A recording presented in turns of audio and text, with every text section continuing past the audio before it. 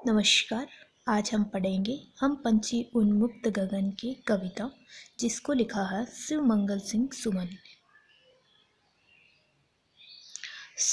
शिव मंगल सिंह सुमन का जीवन परिचय। हिंदी साहित्य में प्रगतिशील लेखन के अग्रणी कवि शिव मंगल सिंह सुमन का जन्म 5 अगस्त 1915 को उत्तर प्रदेश के उन्नाव जिले में हुआ था।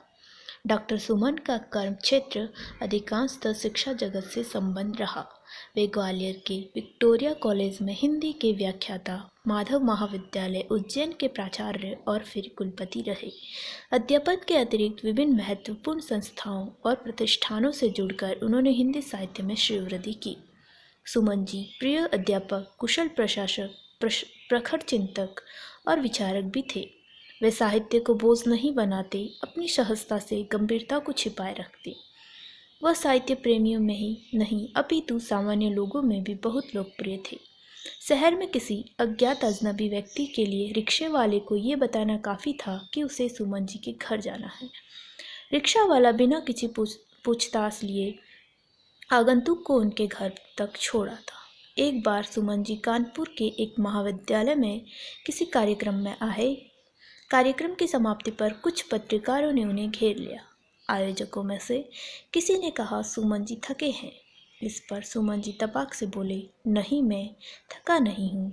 पत्रकार तत्कालीन साहित्य के निर्माता हैं, उनसे 2-4 पल बात करना अच्छा लगता है।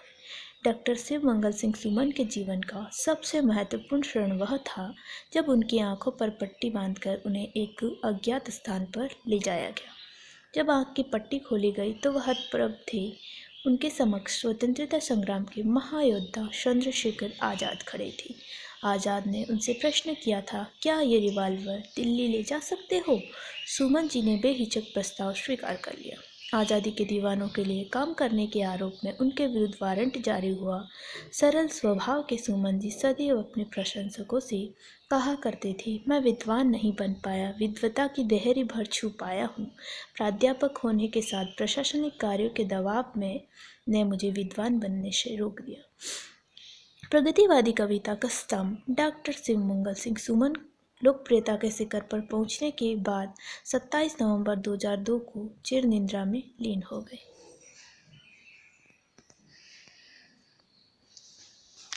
कविता हम पंछी उन्मुक्त गगन के। हम पंछी उन्मुक्त गगन के पिंजर बंद न गा पाएंगे, कनक तीलियों से टकरा कर पुलकित पंख टूट जाएंगे। हम बहता जल पीने वाले मर जाएंगे भूखे प्यासे, कहीं भली है कटुक निबोरी कनक कटोरी की मैदा से। इसका भावार्थ कुछ इस प्रकार है। कवि शिव मंगल सिंह सुमन ने हम पंछी उन्मुक्त गगन की कविता की इन पंक्तियों में पंछियों की स्वतंत्र होने की चाह को दर्शाया है। इन पंक्तियों में पक्षी मनुष्यों से कहते हैं कि हम खुले आकाश में उड़ने वाले प्राणी हैं। हम पिंजरे में बंद होकर खुशी के गीत नहीं गा पाएंगे। आप भले ही हमें सोने से बने पिंजरे में रखो, मगर उसकी सलाखों से टकराकर हमारे कोमल पंख टूट जाएंगे। आगे पक्षी कह रहे हैं कि हम तो बहते झरनों नदियों का जल पीते हैं, पिंजरों में रहकर हमें कुछ भी खाना पीना अच्छा नहीं लगेगा। चाहे आप हमें सोने की कटोरी में स्वादिष्ट पकवान ला कर दो, हमें तब भी अपने घोंसले वाले नीम की निबोरी ज़्यादा पसंद आएगी। पिंजरे में हम कुछ भी नहीं खाएंगे और भूखे प्यासे मर जाएंगे। स्वर्ण श्रृंखला के बंधन में अपनी गति उड़ान सब भूले, बस सपनों में देख रहे हैं तरों की फुनगी पर के झूले। ऐसे थे अरमान की उड़ते नील गगन की सीमा पाने, लाल किरण सी सोच खोल चुगते तारक अनार के दाने। इन पंक्तियों का भावार्थ कुछ इस प्रकार है। कवि शिव मंगल सिंह जी ने हम पंछी उन्मुक्त गगन की कविता की इन पंक्तियों में पिंजरे में बंद पक्षियों का दुख दर्द दिखाया है। पिंजरे में बंद रहते रहते बेचारे पक्षी अपनी उड़ने की सब कलाएं और तेज उड़ना भूल चुके हैं। कभी वो बादलों में उड़ा करते थे, पेड़ों की ऊंची टहनियों पर बैठा करते थे। अब तो उन्हें बस सपने में ही पेड़ की सबसे ऊंची डाल पर बैठना नसीब होता है। पंछियों के मन में ये इच्छा थी कि वो उड़कर आसमान की सभी सीमाओं को पार कर जाए और अपनी लाल सोच से सितारों को दानों की तरह चुने, मगर इस गुलामी भरी जिंदगी में उनके सभी सपनों को चूर चूर कर दिया। अब तो पिंजरे में कैद होकर रह गए हैं और बिल्कुल खुश नहीं है। होती सीमाहीन क्षितिज से इन पंखों की होड़ा होड़ी, या तो क्षितिज मिलन बन जाता या तंती सांसों की डोरी। नीड़ न दो चाहे टहनी का आश्रय चिन्ह भिन्न कर डालो, लेकिन पंख दिए तो आकुल उड़ान में विघ्न न डालो। इन पंक्तियों का भावार्थ कुछ इस प्रकार है। कवि शिव मंगल सिंह सुमन जी ने हम पंछी उन्मुक्त गगन की कविता की आखिरी पंक्तियों में पक्षियों की स्वतंत्र होकर उड़ने की इच्छा का बड़ा ही मार्मिक वर्णन किया है। इन पंक्तियों में पक्षी कहते हैं कि अगर हम आज़ाद होते तो उड़कर इस आसमान की सीमा को ढूंढने निकल जाते। अपनी इस कोशिश में हम या तो आसमान को पार कर लेते या फिर अपनी जान गंवा देते। पक्षियों की इन बातों से हमें पता चलता है कि उन्हें अपनी आज़ादी कितनी प्यारी है। हम पंछी उन्मुक्त गगन की कविता की आखिरी पंक्तियों में मनुष्य से उन्हें स्वतंत्र कर देने की विनती की है।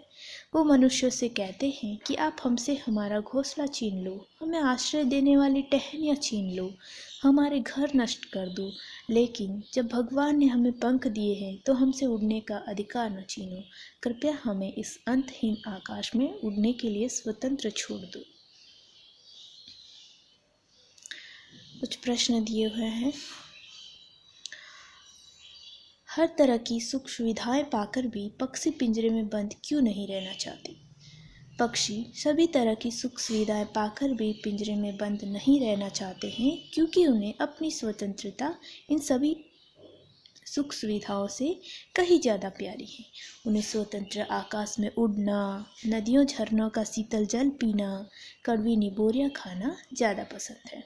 दूसरा प्रश्न है, पक्षी उन्मुक्त रहकर अपनी कौन कौन सी इच्छाएं पूरी करना चाहते हैं? तो पक्षी उन्मुक्त यानी स्वतंत्र रहकर नीम की निबोरियाँ खाने, ऊंचे आकाश की सीमाएं नापने, नदी झरनों का जल पीने, वृक्षों की सबसे ऊंची डाल पर झूलने और आसमान में खुलकर उड़ने की इच्छाएं पूरी करना चाहते हैं। तीसरा प्रश्न है, भाव स्पष्ट कीजिए। या तो क्षितिज मिलन बन जाता या तंती सांसों की डोरी। प्रस्तुत पंक्ति में पक्षी आसमान की सीमाओं को नापने की इच्छा व्यक्त कर रहे हैं। इस प्रयास में या तो वे सफल हो जाएंगे या फिर प्राण त्याग देंगे, मगर वो ऐसा करने से पीछे बिल्कुल नहीं हटेंगे। Okay, thank you.